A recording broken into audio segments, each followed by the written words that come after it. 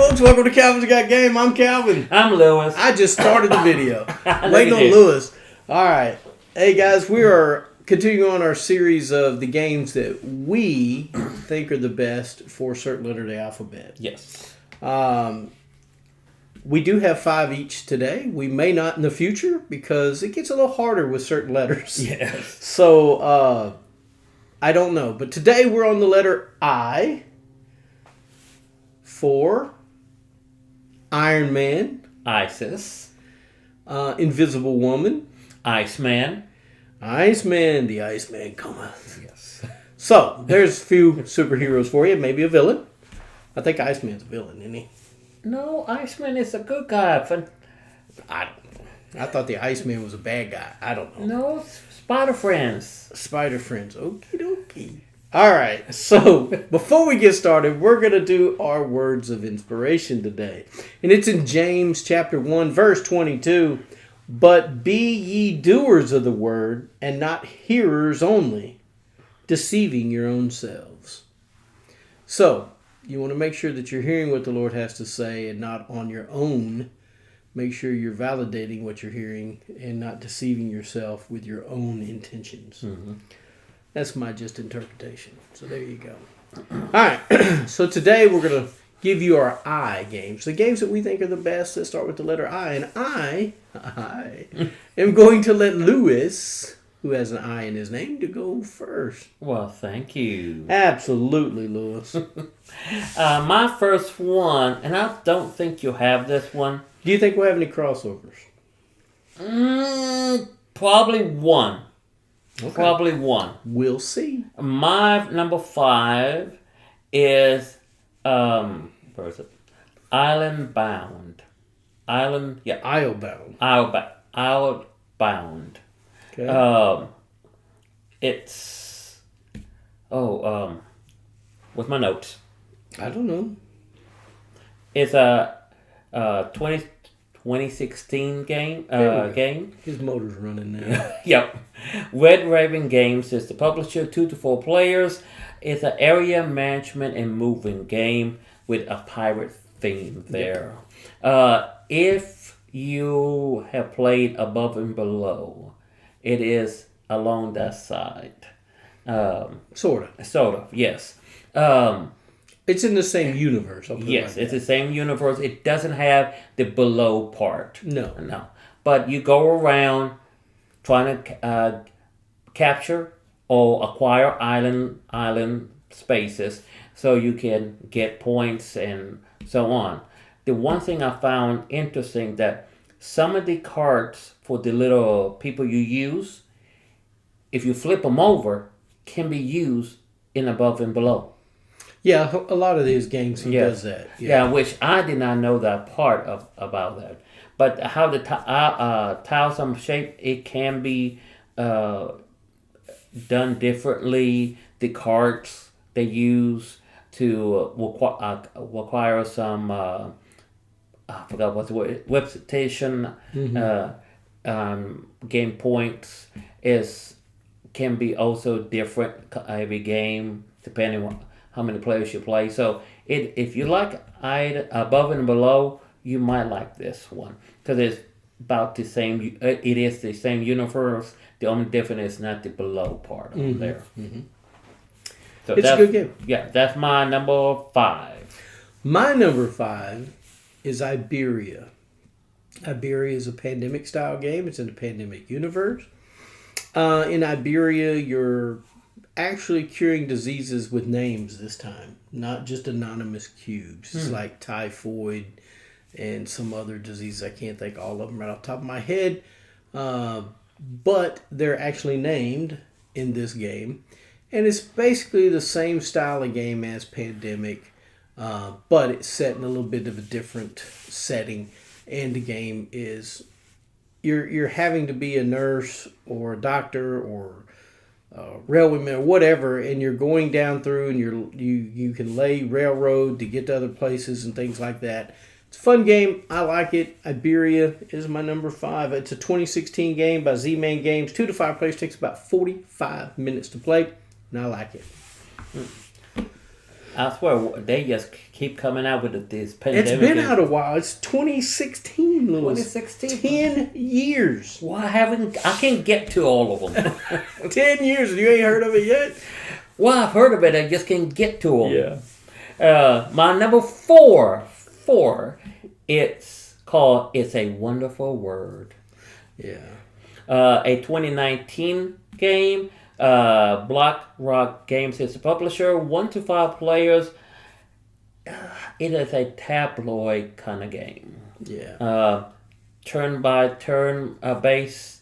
It has many functions, many mechanics in here. One is everybody picks a card, gets 7 cards starting out and passing out. Pick a card, pass the rest around. Pick a card, pass the rest around. Drafting. Yeah, drafting system. Then you go and get resources with the cards. Then the cards become points. So it is just for a whole bunch of mechanisms in this game. You think it gets overwhelming, but actually not. It actually flows pretty well. So I played it only once, couldn't finish it because ran out of time. I hope I can get to play it again. But my number 4, It's a Wonderful Word. I actually owned this game, Lewis, at one point, and I found the game just to be too repetitive to me. Repetitive? And so after about 2 or 3, 4 plays, I was like, I kind of get the gist of it. And I traded it off. It was a good game, though. Don't get me wrong. I liked it. And I'd play it again. It's not something I don't like. I just felt that it didn't earn to be in my collection. So my number 4 is a game that's already been mentioned. It's a crossover with Lewis because he's the only one here. It's Islebound. 2016 game, Red Raven Games. 2 to 4 players, takes about 60 to 120 minutes to play. It is a game to where you're sailing a ship around, trying to conquer some islands, getting some trading deals with them, and also there's a sea serpent I think that you can fight in this game. And you can fight each other for control of islands. So this game's a lot of fun. I like Red Raven Games, or Ryan Lockett's artwork. Ryan Lockett does all his artwork, his publishing. He does it all. So him and his wife, I will give his wife some credit too. I'm sure she's behind the scenes. So he is a great designer. I like his games. I own a lot of his games. There's a lot of them I don't own, but I do own quite a few. And who knows? One day I'll have a whole shelf of just Red Raven games. So, Mr. Lockett, if you'd like to send me some games, I would not complain about that.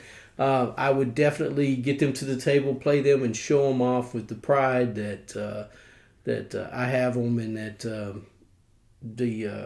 give them the service they deserve to be told about. Anyway, my number 4 is Islebound. The artwork I like. I like the artwork. He has a style that is just, it draws you into the world he's trying to create. Yes. And I think that his games that he does that with, and they all have, I think every game he has kind of that, I think the world is called Azure or Azure. I don't know. Something like I can't that. remember what it's called, but it just brings you in, and the go-glows that are the red-eyed go-glows that are in the caverns and things. He just brings the world to life. Yeah. And I like it. And I wish I could get some of his games. I just haven't pulled the trigger on getting, especially Above and Below. Above and Below is fantastic. And you said that Above and Below haunted his solo player. Yes, it can be. Okay. My number 3. You probably never heard of this one. I hope not. It's called Illusion. I have heard of it. Oh, okay. A 2018 game. Numburger Spin. What do you mean to pronounce here? Nürnberger Spielkartenverlag. It's the publisher. And now that's my best attempt at German, folks. It is a 2 to 5 player. It's a abstract game. He just didn't want to be the only one that couldn't pronounce it. It's a abstract game, but it's unique because you are trying to determine how much color is on each card along a cooperative tableau, and whoever gets the right order whenever it's a challenge, gets a little arrow, and whoever gets 3 arrows wins the game. The art, to understand art, to see which color dominates which card and put them in order, you think it's easy, but no, because on the flip side, when you flip it over, see how much of a color is, it can be 1% of a difference that you lose on the understanding of how much color is on each card. And it's different. It is a good size deck on this. So Illusion is number 3 for me.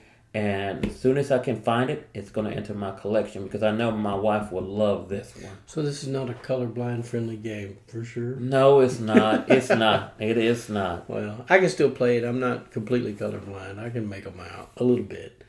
All right. But it's abstract. All right. So, guys, my number 3 game is Ito.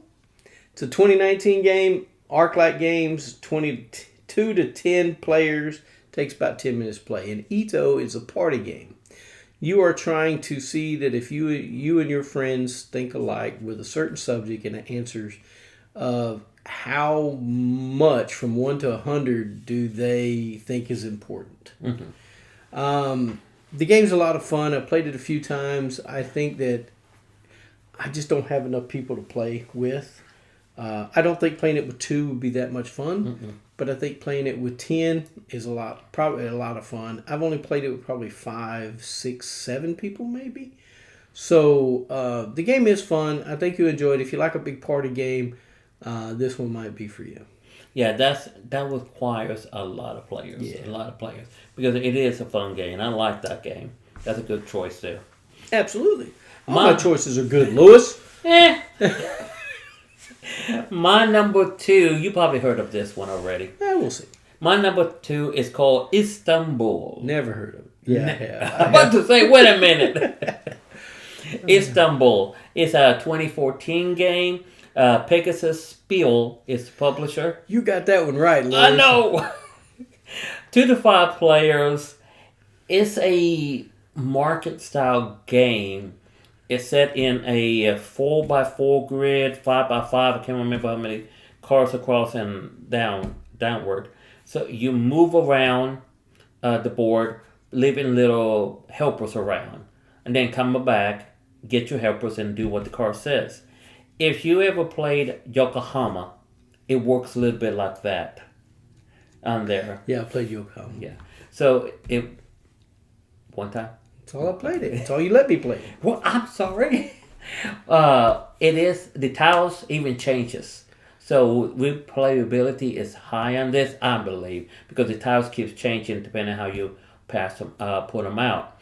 But I like how it also has a little bit of some market of Merchants of Darkness or Darkness Merchants. Merchants of the Dark Road. Yes, because you have a cart and limited space. You can gain more space, but you have to be clever because when someone gets so many points, the game ends right there. Okay. So Istanbul, my number 2, don't have it. I wish I could get it in my game because I think this game would folks would like it. Haven't played Istanbul the game. I played Istanbul the dice game. I actually owned it at one time and traded it off because I couldn't get my wife to play it. She didn't find it as much fun as I did. And when you don't have somebody to play board games with, they're no fun to sit on your shelf. Yes. So it had to go. So my number 2 is a game called Imagine If. It's the 10th anniversary edition, and I say that because there is a difference between the first one and the 10th anniversary edition. It's a 2008 game by Buffalo Games, 3 to 8 players, 35 minutes. This 2 is a party game. Had a lot of party games. I know you did. And that's unusual for me. Yeah. But this one here is a lot of fun because everybody that's playing at the table gets their name written on the board. And you're going to roll a dice and move this question mark around the board. And when you get to wherever it is, say it says Lewis. And so you'll read the question. And it'll say, if Lewis was a... cat. No, like a soft drink, which one would he be? And And then it gives you a list of answers. Would it be a Dr. Pepper? Would it be a root beer? Would it be a cola? Would it be an orange crush? Would it be a grape soda? It's something silly, right? And so you're trying to match what Lewis thinks he would be. And if you can do that, you'll score points. But if nobody picks it, then he's not. I think he scores points. Yeah, I score points. Anyway, I can't remember how that scoring goes. But whoever gets so many points wins the game. It has a score track on the board. But the game's just a lot of fun. You have to know you have to kind of know the people you're playing with, so that you can understand who they are and be okay with kind of poking fun at each other. Yes. So the game's a lot of fun. I enjoy it. Imagine if 10th Anniversary Edition is my number 2. And it's poking fun in a fun way. Yeah, you're not being mean to each other. I mean, I think one time is there was what superhero or what superpower would I have, and it was everybody was like this. Like, oh boy. So they all picked wrong. I picked mine, but they didn't pick right. So anyway. So my number 1. He has a number 1. I have a number 1.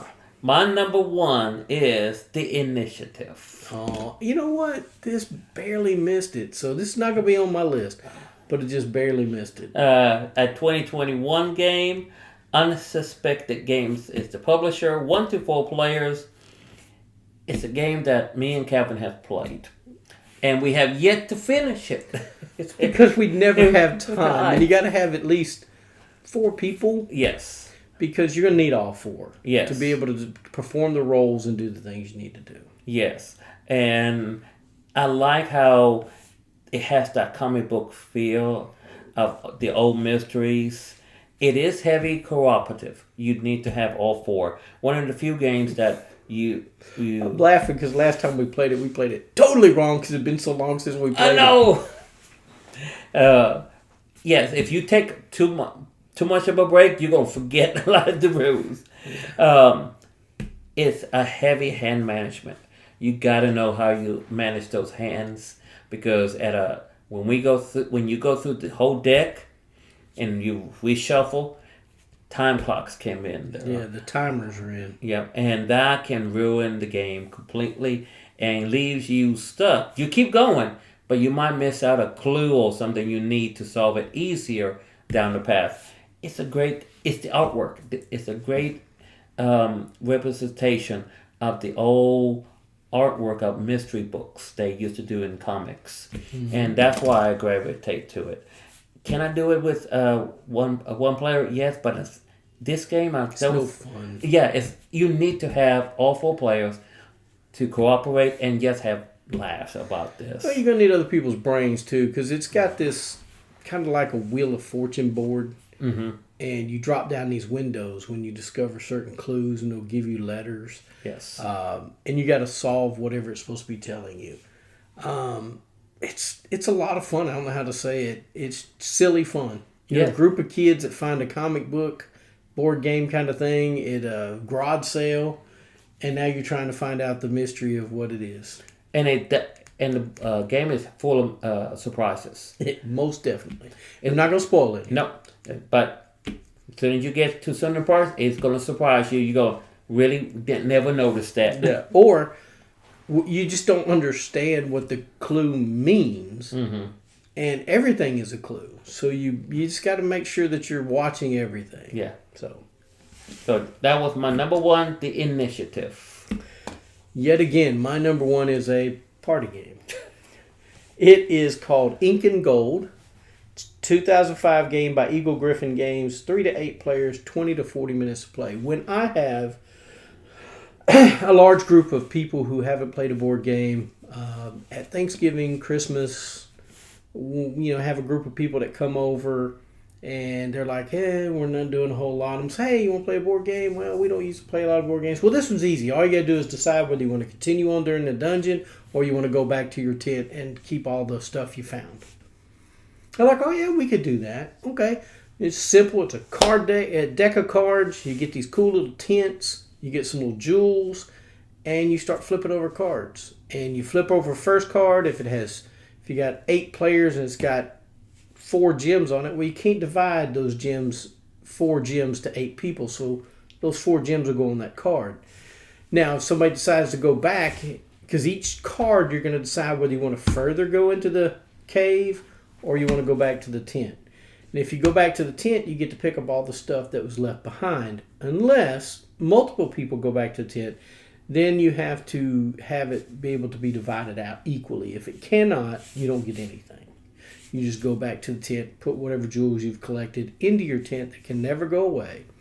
But if certain hazards come out, there's 6 hazards in the game, and there's 3 of each one. And if 2 of those hazards are the same show up in the lineup, then everybody loses out and gets nothing that didn't go back to their tent.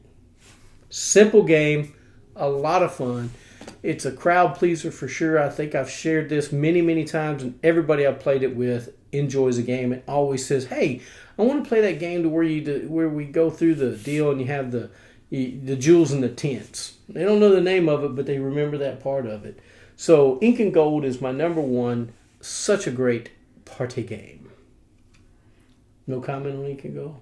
I've never played it. I want to play it. My goodness, Lewis.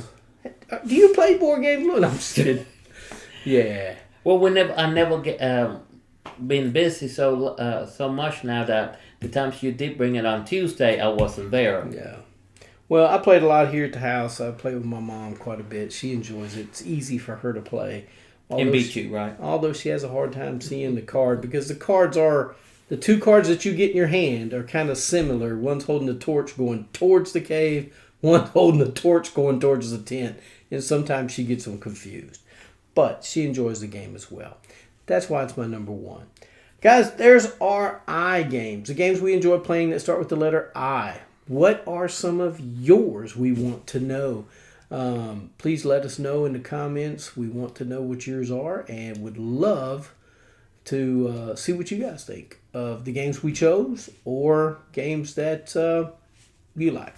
So, Louis, got anything to say? Nope. Just like before, if you want to see a playthrough of these games and we have them, we will do it. If not, we figure out a way to borrow one. To borrow it, acquire it, or whatever. But we want to make sure that we're doing a service to you guys for board gaming. And we love board games. I want to tell people about board games. I think people should play more board games together. I think people should enjoy spending time together. Not on their phones, not on a video game, but spending time... Put the phone down. But spending time together. One of my pet peeves when I play board games is somebody on their phone. Whew. But I get it. We're a busy world, and that is part of it. So... With all that being said, hit the subscribe button, hit the, what's that other thing? The thumbs up and the bell for notification. And, Lewis is nuts, y'all. remember what I always say. Get a board game to the table. Spend time with your friends and your family. And thanks for watching Calvinsgotgame.